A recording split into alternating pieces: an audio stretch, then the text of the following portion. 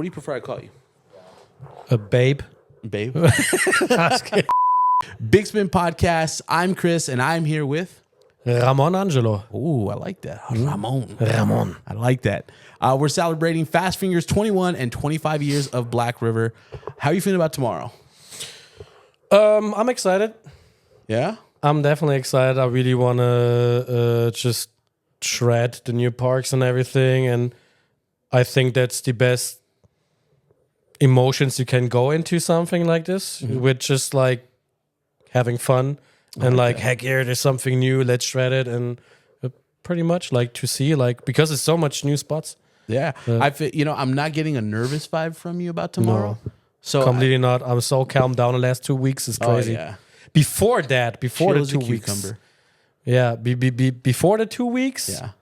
I was like, wow, fuck, Nervous? like making myself crazy about some stuff. But the last 2 weeks is like, poof, Chill out. everything chilled down. How do you like, do it though? Give us a scoop. I have no idea. How do you stay so calm competing at such a high level? Because there's people from all over the world. I mean, I know you've obviously probably seen the competition online. You obviously know some of your teammates are just absolute Beasts. crazy beast on a fingerboard. They So are. how do you go into something like tomorrow and just how do you get there? I don't know. Like, I mean, I guess every time depends on what is your own goal. Do you actually have a goal? Because like this is something I didn't really had the last 10 times on fast fingers I wear. So I had just been there for the fun, and I was like, yeah, if I gotta make it, I make it. And this year I was in my head like, you know what? Like, why not just really go for it and take it for one serious and try my best and really like try to win at the end of the day, to be honest. Yeah. And this is why I made myself so nervous like the months before. And somehow I was like inside myself like, oh, you know what? Like all good, because like anyway, if I win or not, all good. I gonna do my thing, because at the end of the day, it's all about the ego, like it's all ego, all of it. So that needs to be clear for yourself. Yeah. That people don't get too much into it, that they think like, oh, I am the shit, the best, whatsoever. Like, you don't stand there like, I'm the fucking Tony Hawk of fingerboarding. Like, hell no, dude. I don't care about this at all. It's more like, why not trying it for once? Like last time, the online one was for me like, that's my thing. Yeah. I was like, let's go. Yeah. Like that's completely my thing. But this time it's like, it's way harder to win. This one way harder. So yeah. Okay. Absolutely. What is your first experience with fingerboarding, and how long have you been fingerboarding? Woo. I fingerboard, I think, since kind of 2001 ish. And the first connection with fingerboarding I ever had is actually a story I really like to tell, and the person to connect it with it is actually here today. Really? It's a super like German OG fingerboarder called Michael Zimmer, like Michael Zimmer.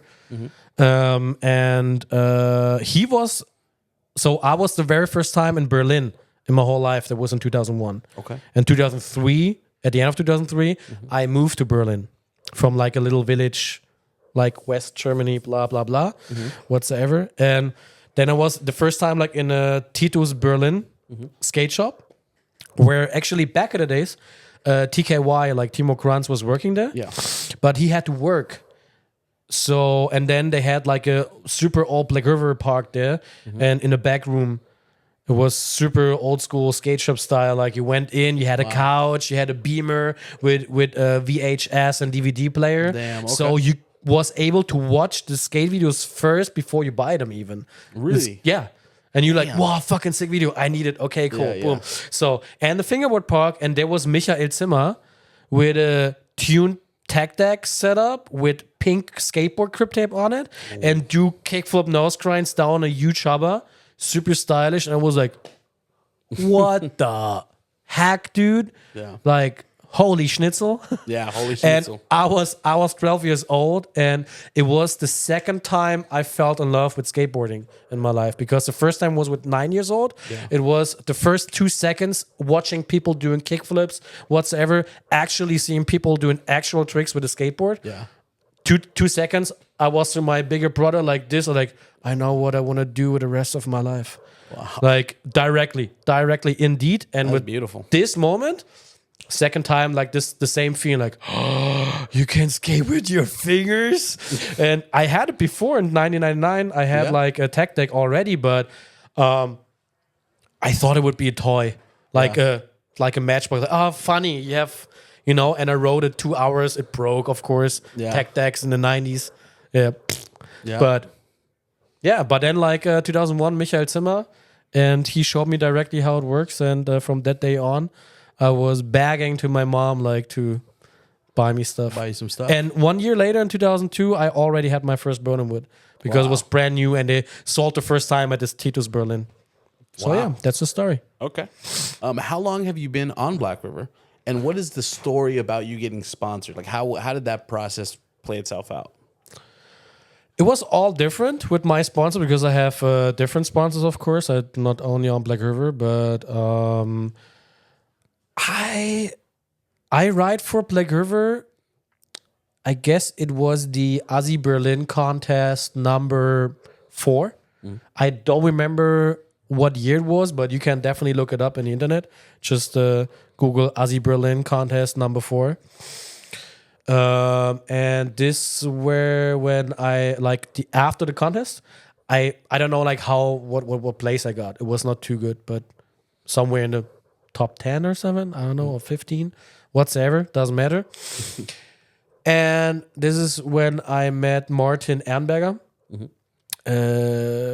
I think not the very first time, but the first time like actually having some time with him. So I had a fingerboard session with him on his Blackriver Park after the contest for 1.5 hours straight, just us two. And I was like my whole life pretty poor, grown up poor, with a mom like alone with 3 kids and stuff. And so we never had like that much money. So I knew like I need a sponsor to keep doing it because I don't have that much money for skateboarding and fingerboarding.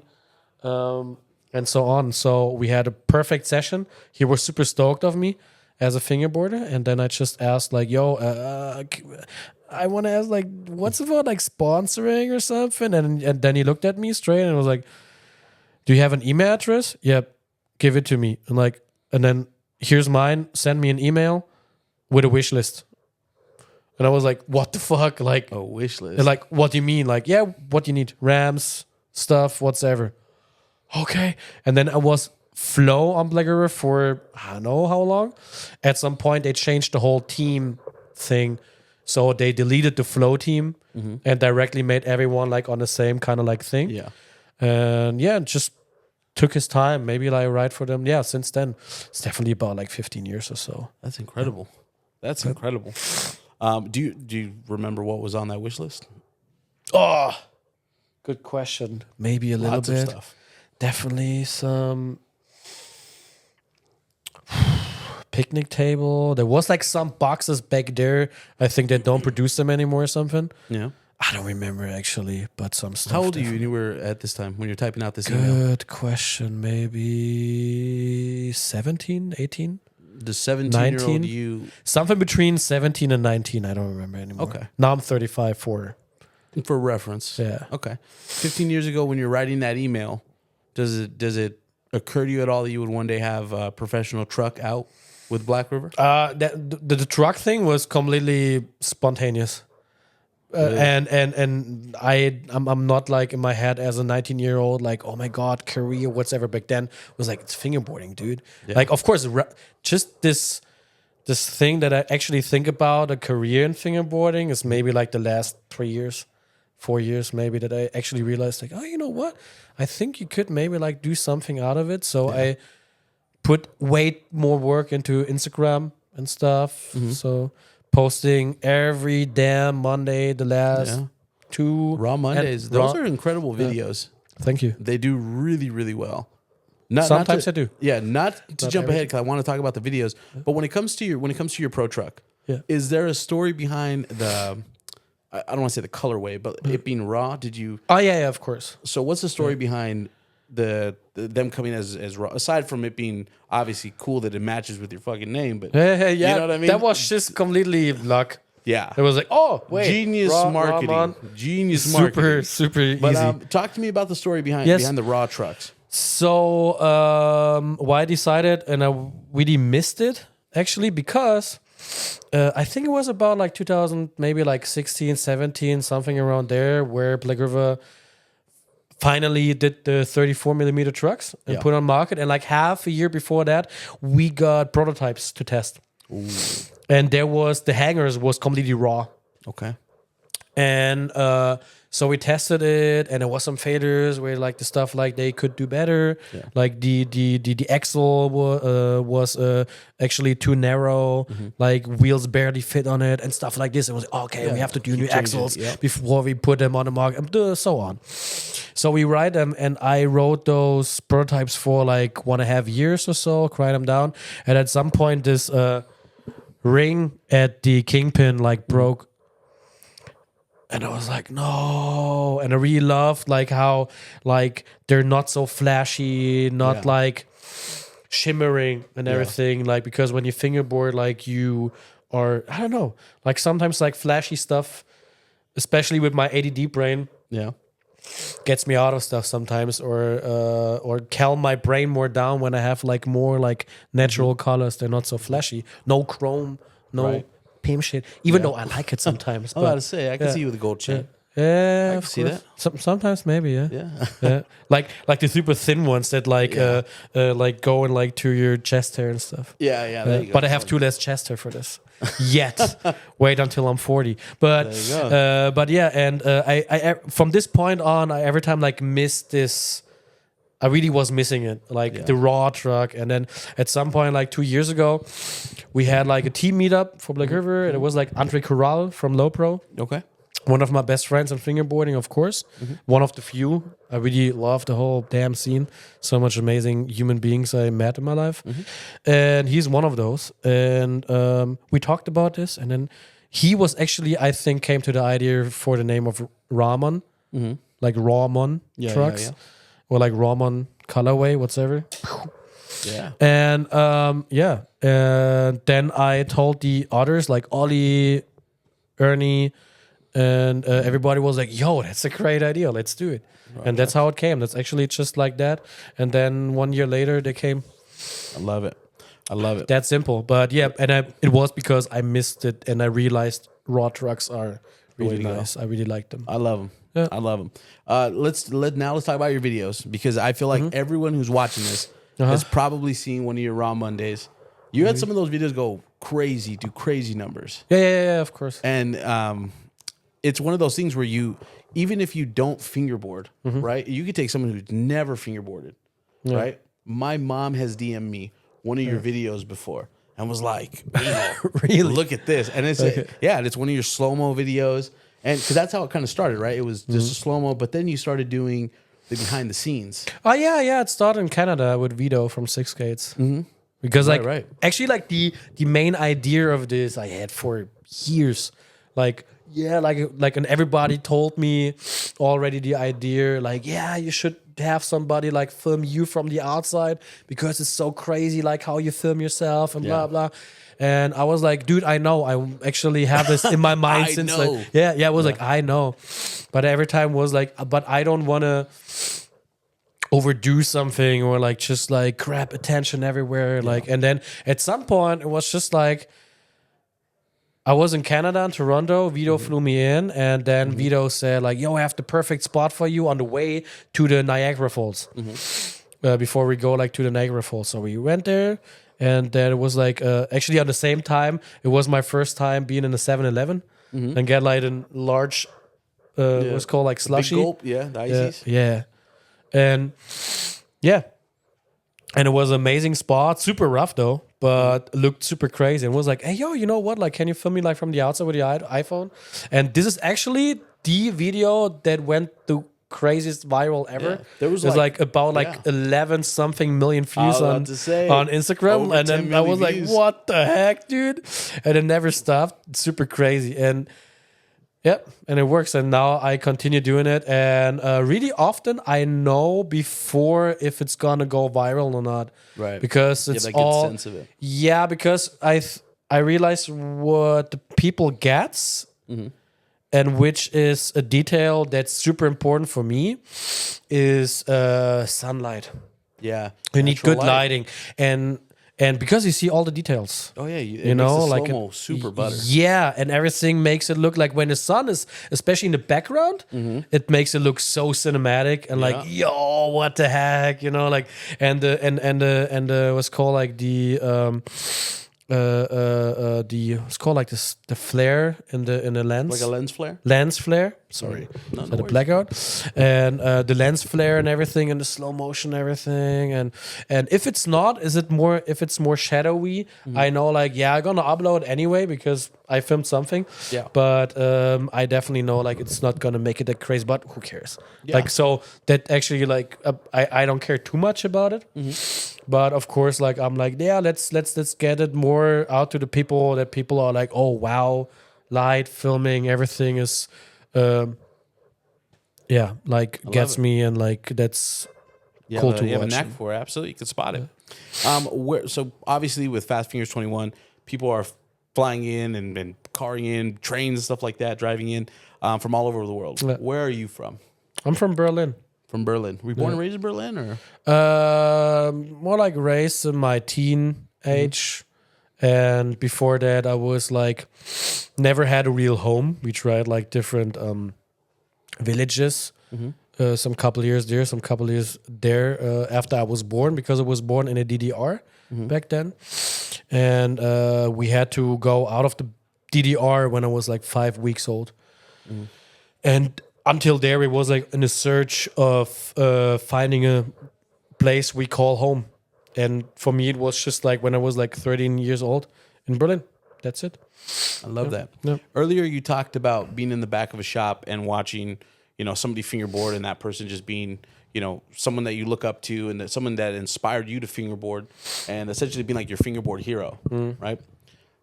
Talk to me about how it feels now to be that same person for so many kids across the world when it comes to fingerboarding. Ooh, it's a big question. How does it feel? Weird. I don't know. But I'm kind of used to some certain point that even like back then, like how your friend who FaceTimed us told me like, like the old videos from YouTube with Harry and stuff, like already back then, like when I was on events, like kids came to us, like asking for autographs and stuff, like signing stuff, pictures with a digicam, not with a phone and stuff back then. So I kind of used to something like this, and I think like then I'm being that, but I don't like overthink it too much. I think like if you're special, good in something, you have a special skill, and then you are who you are then for other people, and the only thing what you should do is respect it, and don't disrespect it, that people come to you and see you as like their hero whatsoever. Just give them automatically the feeling that you are just a normal person anyways, because at the end of the day, we are all fucking humans. It is what it is. But respect that they look up to you, and don't make fun of it or whatsoever, even though it may be hard to cope with it because it makes you feel weird, which is completely understandable. Yeah. But if there are people coming and they're with the big eyes, and woo, and going crazy and want something from you, like, and meet you the first time, like, take your time for them. And that's all I can say. Like, don't don't take it to home for yourself and feed your ego with it. Yeah. At the end of the day, like, do the best to tell yourself, like, hey, yo, I'm just a normal person. And of course, it's just fingerboarding, but it doesn't matter. If I would be like specially good in music, then like I would be like the next Justin Bieber whatsoever, and you know, like at the end of the day, like you have your fans. Doesn't matter what you do. Doesn't that matter? And just respect it, but don't let it get to your head too much. No, there you go. I love it. Calm down. There you go. Let's see. You've been fingerboarding for years and years and years. How do you keep fingerboarding fun? How do you keep it fresh? How do you battle like burnout from the hobby? I shower sometimes. I like that. Yeah, because they like keep it fresh. No, I don't know. Like, I had a time, for example, it's a good example. I had a time in 2013, 14, 15, around this, where I was in back then still a Blackriver store in Berlin, being on the Blackriver stair set and doing my combos and realizing I'm getting damn bored because it felt like not that I did all tricks in existence, that would be completely bullshit to say, but it felt like it, that I already done pretty much everything, which was of course bullshit because like now I still learn new combos, new tricks, and master them and whatsoever. But then I was like, I need something new, or I will stop fingerboarding at some point because it's get too kind of like boring. It's all time the same. And then I realized, you know what? Like, actually, like, make it look that you are on a fingerboard, Blackriver Park, and you actually ride the park like with a skateboard. Like, you ride around, do a trick here, do a trick there. Not only doing combos or like 2 or 3 trick lines, like, do it until you can't anymore, until you bail. Let's see. Then after like 14 tricks, I was realizing like, yo, what the heck? Like, actually, and then it made me like, there's like a new energy behind it. And the line skating and make it look more like actually skating with skateboard, with a skateboard, and not only the tricks, like at the flow, how you use the park. That, for example, like maybe like later you see me fingerboarding tomorrow with my run. Well, to be, not to cut you off, but seeing you fingerboard online is obviously, it's incredible. But seeing you fingerboard in person the other day at the shop, no joke, it is an experience. It legitimately is an experience. I was telling Jake, like, there's very few people. I mean, you know, there's a lot of people who fingerboard, right? Tons of people here who fingerboard. But it's like, there's certain people that when you watch them do it, it's fucked. I don't know how to describe it. It's just incredible. You know what I mean? And so no, I definitely get what you're saying because your fingerboarding is on that level. Thank you. Yeah, no problem. I highly appreciate it. Definitely. Yeah. Like, I mean, like I'm at that point, like I'm just happy that people realize it. Yeah. Too, and they say like, "Yo, I see the work you put into this." Yeah. And work is maybe the wrong term for it. It's more like the passion. Yeah. Because the effort. I do it because it's damn fun. Yeah. And if I would be able like to do skate that crazy with a skateboard, of course I would do. Then maybe I would have more money, but but it's more about like, you know, like fingerboarding is just like super small. So. Okay. But that's another thing. But let's talk about your style. I think that a lot of people have the conversation that you have a very unique style of fingerboarding. Okay. Really high pops, really with lots of pressure. Yeah, a lot of pressure. It's yeah. In few words, talk about your style. Where does the high pops, I mean, because you also fingerboard really fast. I don't think a lot of people speed their clips up. You know, I don't have to. You don't have to. I have to slow them down that people realize what actually happened. You have to slow them down. Yeah. But talk a little bit about your style of fingerboarding, the speed, the pops, the pressure. I should talk about my own style. Okay. Yeah. I mean, like, it's really like skateboarding inspired. I'm really like I fingerboard how the skateboarding I enjoy the most to watch. Like if it's Brandon Westgate, if it's Dennis Busenitz, when I ride bowl transition, I think of Pedro Barros, for example, and so on. Then tech trick stuff, I'm a huge fan of Corey Kennedy. Okay. Like, no, not Corey Kennedy, bullshit. Was it Corey Kennedy? Wait, no. Bullshit. Technical stuff, like tech tricks, Cody McIntyre. Ooh. Cody McIntyre, because he is fast. He's based out of Texas, right? Yeah. Shout out Cody. Never mess with Texas, dude. That was really bad. But I want to fingerboard how for me the best skateboarding is, like real rough, fast, high pop skateboarding. Still sometimes really technical, and sometimes I really love bowl transition. Anything. Are you familiar with Luan? Luan Oliveira. A lot of people say like that, but actually I'm not a too big fan of him. Okay. But now I do you watch see him more. Do you see the comparison? Yes, because like people say like the high pop. Yeah, high pop, super fast. So But for me, it's more than the high pop and the flick and everything. I definitely more in my brain more with Dennis Busenitz. Okay. Good. And Pontus Alf from Sweden. Okay. Who made Polar skateboards, I think. There you go. Yeah. In your own words, over the past 25 years, how has Blackriver influenced the fingerboard scene? Of course, a lot with the trucks and everything. Of Innovation. course, like still to date, I say, because for example, I worked for 3 years at the ASI Berlin shop in Berlin.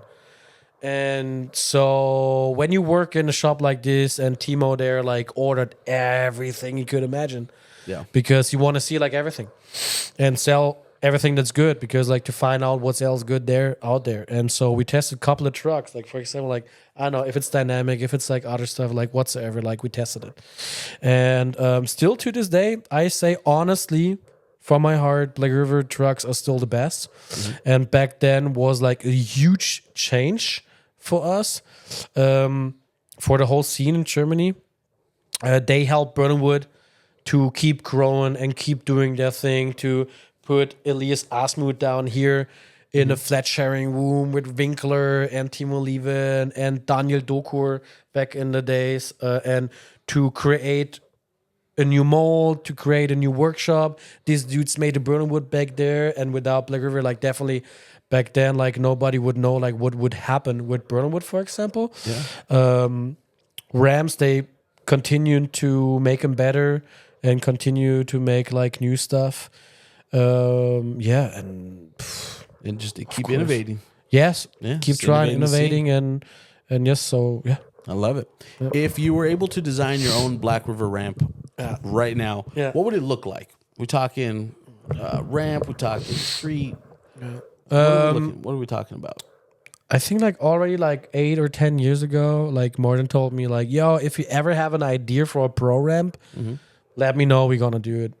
Never had like any idea, because like I see like all the new stuff popping up, and had like 2 or 3 times the idea, or like an idea, and came with it like to Morten, and it's like, and he was like, it's a little bit too complicated, a little bit too big, whatsoever, because like they have to care about like if it's shippable, right, and everything, and if it's like not too much transition everywhere. That it's not too hard to make it. Okay. To produce it. And yeah, my ideas sometimes are a little bit like too crazy. Or too ambitious. So, yeah. But I like that. Happens. Let's do a deck check. What are you riding here? What kind of deck, tape, wheels, trucks? What are we looking at? I have a Burnhamwood. I measured it by myself because like I sanded it by myself, because this is what I'm doing with my Burnhamwoods since 2013, because I think I'm a little bit artistic about this shit.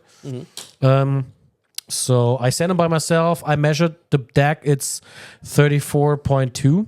Okay. 34 millimeter Walmans, of course. I have dislocation bushings, which sadly not getting produced anymore, but they're still my favorite. I have the OG white material pivot cups, and this is the reason why I decided to put the old harder bushings and pivot cups into the signature truck. Only because of the damn pivot cup that is back into the truck, because almost everyone changes their bushings anyway. Yeah. But this is like the most long-lasting pivot cup you can put into this truck. Yeah. So thank me later. So it's a low shape, the deck. I forgot about this. I all the time only ride low shape. It's the perfect medium. Perfect mold. Perfect setup. And FBS tape, of course. And the wheels are prototypes, and they don't even have a name yet. Wow, there you go. So top secret. Top secret, but you will know in a couple of months. There you go. Yep. Last question here for you.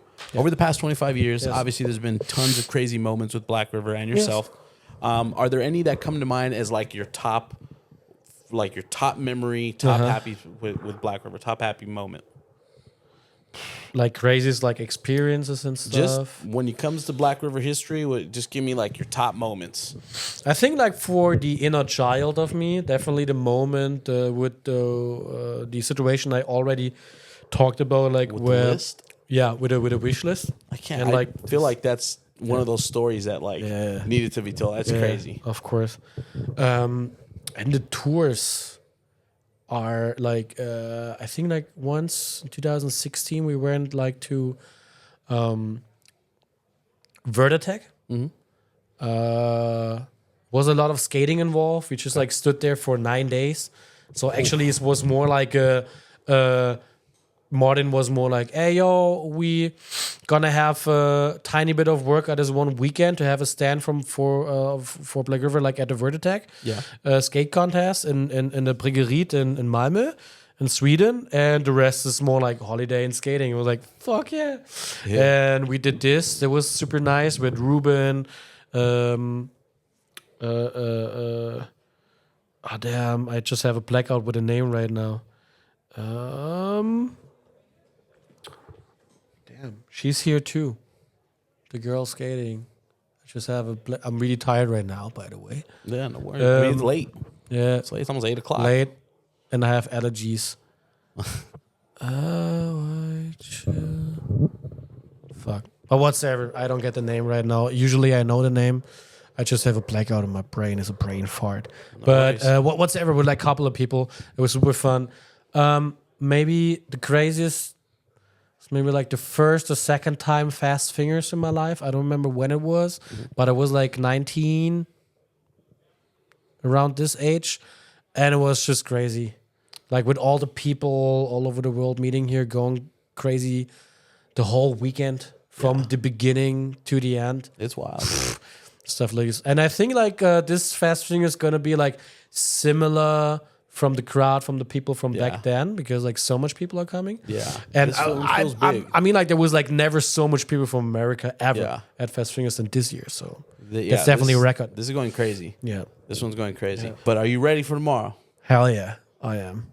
I appreciate you, Big Dog. Thank you so much. Appreciate Bigspin Podcast. Too. I'm here with Ramon. Thank you for watching. Shout out Blackriver. Happy birthday, Blackriver. Thanks so much. Happy birthday. See ya.